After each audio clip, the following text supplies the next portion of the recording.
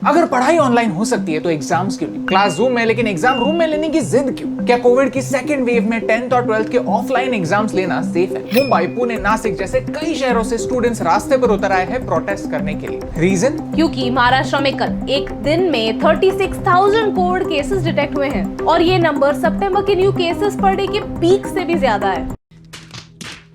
जब पूरे भारत में सिर्फ 100 केसेस थे तब हमने स्कूल कॉलेजेस बंद कर दिए थे, और अब जब सेकेंड वेव आ रही है तब हम ऑफलाइन एग्जाम्स लेने जा रहे हैं। ये वीडियो किसी को ब्लेम करने के लिए नहीं है, एक सोल्यूशन ओरिएंटेड डिस्कशन करने के लिए है और स्टूडेंट्स की आवाज अथॉरिटीज, टीचर्स और पेरेंट्स तक पहुंचाने के लिए। अगर आपको ये वीडियो सेंसिबल लगता है तो इसे और लोगों तक पहुंचाने में हमारी हेल्प कीजिए। भारत के लिए इंपॉर्टेंट टॉपिक्स को एक आसान भाषा में आपके सामने लाना हमारा मिशन है। हमें सपोर्ट करने के लिए हमारे YouTube चैनल को सब्सक्राइब कीजिए और इस बेल आइकॉन को प्रेस कीजिए। एक साल रिवाइंड करते हैं। पिछले साल अराउंड इसी टाइम पर हमें ये रियलाइज हुआ कि कोविड कितना सीरियस हो सकता है। देश भर में लॉकडाउन हुआ और इसी वजह से हमें एक माइग्रेंट क्राइसिस और एक इकोनॉमिक क्राइसिस भी सफर करना पड़ा। उस समय जब 1-2 केसेस हर दिन आ रहे थे तब अथॉरिटीज ने यह डिसीजन लिया कि एग्जाम्स पोस्टपोन होने चाहिए। स्कूल और कॉलेजेस में जाना और क्राउडेड प्लेसेस पर इकट्ठा होना सेफ नहीं, और लेक्चर्स भी ऑनलाइन होने लगे। क्या हम इतने बड़े लेवल पर ऑनलाइन लेक्चर्स लेने के लिए रेडी थे? नहीं। क्या सारे टीचर्स के पास सिखाने के लिए और स्टूडेंट्स के पास सीखने के लिए टूल्स थे?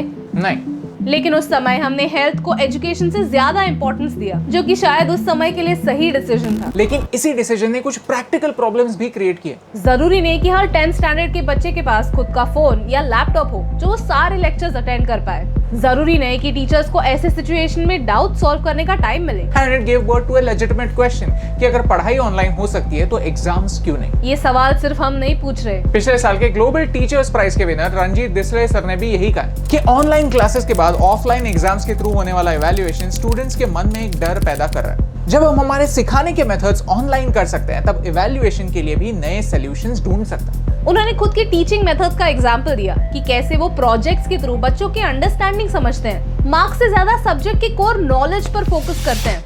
यूके का भी हाल कोविड की वजह से काफी बुरा था, तो उन्होंने डिक्लेयर कर दिया कि इस साल एग्जाम्स पुराने तरीकों से लेना काफी अनफेयर होगा। लेकिन स्टूडेंट के एजुकेशन में गैप ना आए इसलिए उन्होंने असेसमेंट के तरीके बदले। इस एक्स्ट्रॉर्डिनरी टाइम के लिए उन्होंने इंटरनल असेसमेंट का रास्ता चुना। इनफैक्ट तमिलनाडु में भी 10th और 11th स्टैंडर्ड के एग्जाम्स कैंसिल कर दिए गए। इंटरनल असेसमेंट की बेसिस पर बच्चों को इवैल्यूएट किया गया। अथॉरिटीज कहते हैं कि ऑनलाइन एग्जाम्स लेना पॉसिबल नहीं क्योंकि हर स्टूडेंट के पास मोबाइल या लैपटॉप नहीं होता। लेकिन उसी लॉजिक से अगर स्कूल कॉलेजेस बंद थे और स्टूडेंट्स के पास टेक्नोलॉजी नहीं है तो साल भर उन्होंने पढ़ाई कैसे की? यानी अथॉरिटीज ये अज्यूम कर रही है कि बच्चों के पास पढ़ाई करने के लिए टेक्नोलॉजी है लेकिन एग्जाम्स देने के लिए टेक्नोलॉजी नहीं। हमें ये सोचने की जरूरत नहीं कि इम्पॉसिबल क्या है, वो हम सबको पता है, लेकिन हमें ये सोचने की जरूरत है कि नेसेसरी क्या है। दिनेश सर एक रेप्यूटेड टीचर हैं जिन्होंने मुद्दे को डीप में जाकर पढ़ा है।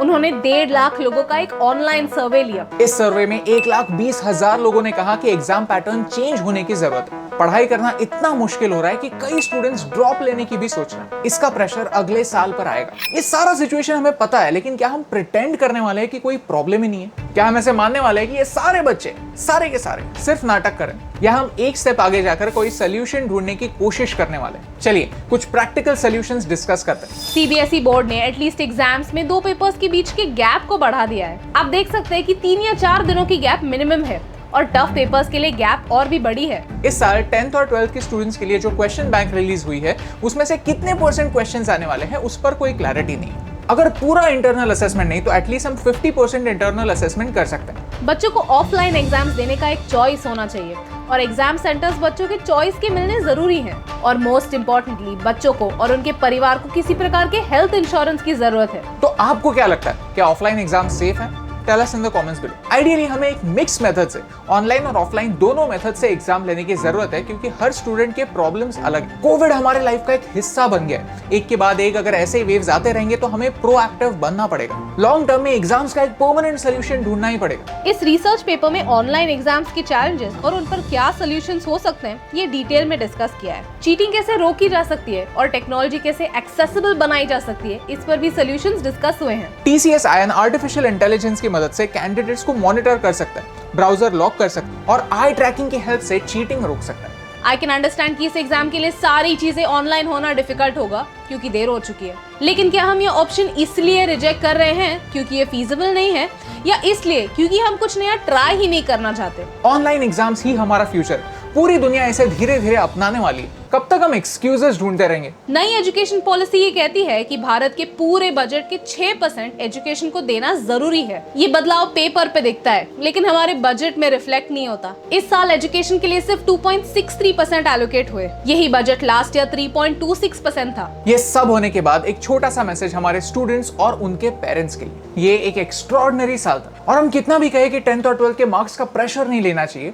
जो स्टूडेंट ये एग्जाम देने वाला है वो ये प्रेशर जानता है। एज अ पेरेंट प्लीज अपने बच्चों पर विश्वास रखिए, उनकी कंपैरिजन दूसरों से ना करिए। इस एक्स्ट्रॉर्डिनरी साल में हम सबको एक दूसरे की एक्स्ट्रॉर्डिनरी हेल्प करने की जरूरत है। अगर आपको हमारी बातों में सेंस लगता है तो इस मैसेज को और लोगों तक पहुंचाने में हमारी हेल्प कीजिए। Tag your favourite actors, your leaders, your favourite influencers. क्योंकि टीचर्स, पेरेंट्स और गवर्नमेंट सबको स्टूडेंट्स पर थोड़ा विश्वास दिखाने की जरूरत है, और एटलीस्ट एक कॉन्वर्सेशन शुरू होने की जरूरत है। बच्चे टेंशन फ्री होंगे तब भी पढ़ाई पर फोकस कर पाएंगे। समझ में ही नहीं आ रहा कि हम एग्जाम्स को एजुकेशन से ज्यादा इंपॉर्टेंस देना कब बंद करें। 99% लोग होते हैं जो ऐसे रेवोल्यूशनरी थॉट्स को सिर्फ मूवीज में देखना पसंद करते हैं, लेकिन 1% ही लोग होते हैं जो बदलाव का स्कोप रखते हैं, और उस 1% का हिस्सा आपको बनाने से मुझे फर्क पड़ता है।